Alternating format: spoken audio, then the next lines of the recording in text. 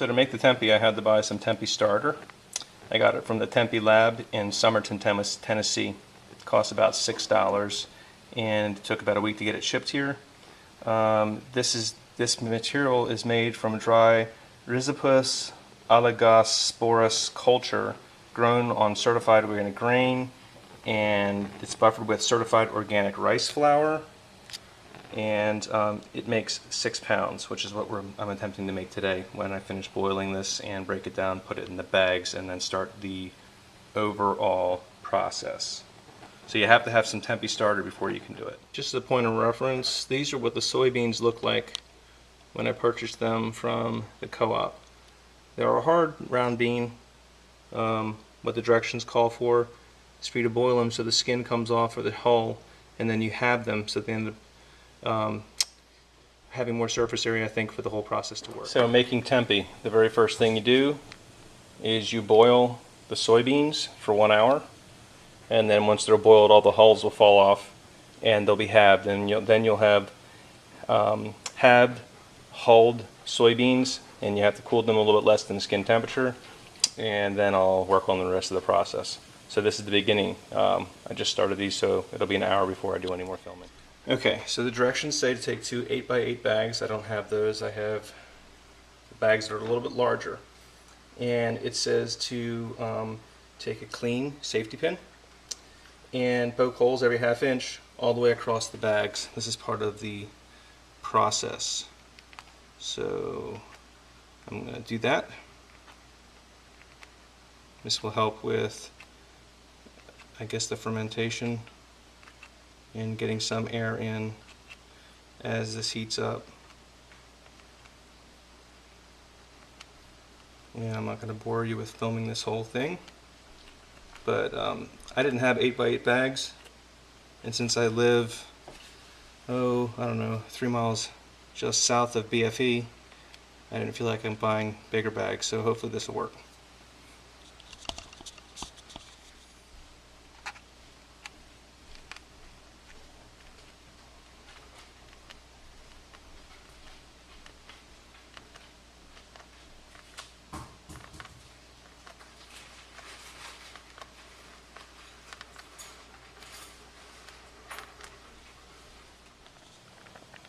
And so here's the soybeans, and they're starting to float to the top now, and we're starting to see some of the hulls starting to come off, which is a good sign.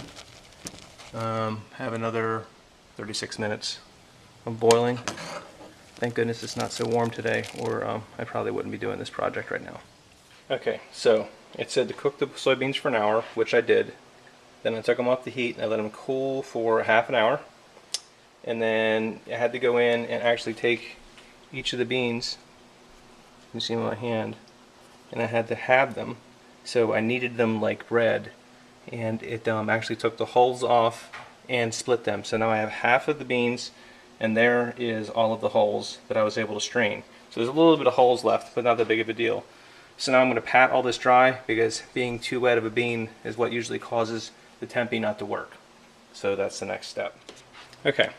So, the soybeans have had the starter added to them and the vinegar. They're each in a bag. I folded the bags so it would be closer to the size it was supposed to be. These bags have the holes in them. I'm waiting for my oven to come back down. It usually sits right around 88 degrees, which is good because that's the temperature I need them to be. So, more to follow. Okay, so it says on here that to keep it warm up to 88 degrees, between 85 and 95 degrees, which I did, between the first 12 to 15 hours, and then keep an eye on it so that it didn't get above that once it started generating its own temperature. And so we're still good to go on that. And now there should be white fluff that gets longer and thicker that almost covers the beans by 17 to 20 hours.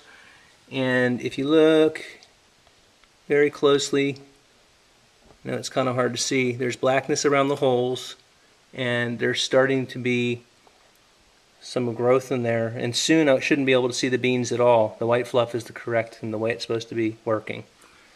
And greater black spots usually form around the pinholes in the plastic bag. These are a natural result of the sporulation and indicate ripeness and flavor. Between 26 and 30 hours, the cakes become extremely dense, tight woven by luxuriant threads of mycelium. and resemble the flesh of a mushroom. So after the 26 to 30 hours at 90 degrees, the Tempeh looks like icing, white icing on a cake. It's done when the cottony white marbled with dark gray. Gray or black areas are natural as a result of the sporulation when the mold forms its seeds and are not harmful. In the last part of the incubation, the Tempeh gets most of its flavors, so be sure to let it grow long enough. So I'm going to put it back in and continue. So according to the directions, after 26 to 30 hours at 90 degrees, the Tempeh looks like white icing on a cake. It's done when it's cottony white marbled with gray or black areas are a natural result of sporulation when the mold forms seeds and are not harmful.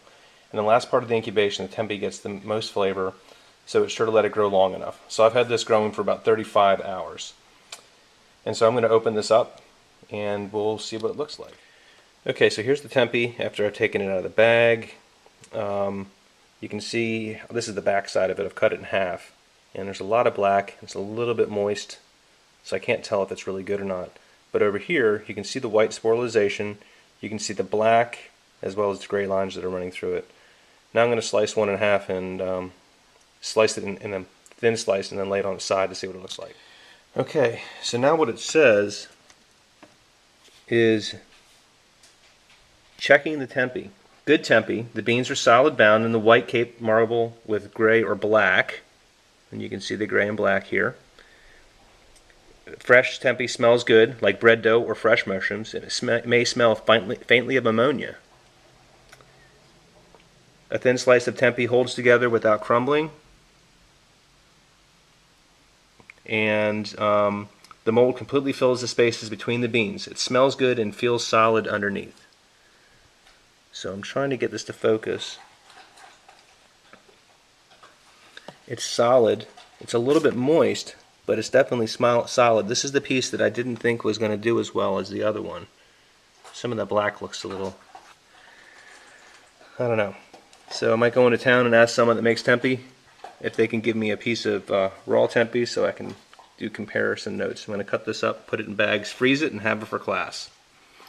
So that's where we are. I'm not sure if it's edible, inedible. I'm going to take the slice that I have in the middle and I guess I'll eat it, and if I don't show up to class this Thursday, you all know why. Okay, this is the last clip before I post this. So this is the final product.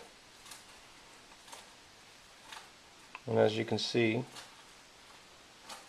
it appears that the mold's grown all the way through the beans. Oops. The back has some black on it. This is the back, and there's a little more black on the back side or the bottom side, but the top side has that icing look. So I think this might have worked. So I'm going to freeze it and we'll give it our best shot.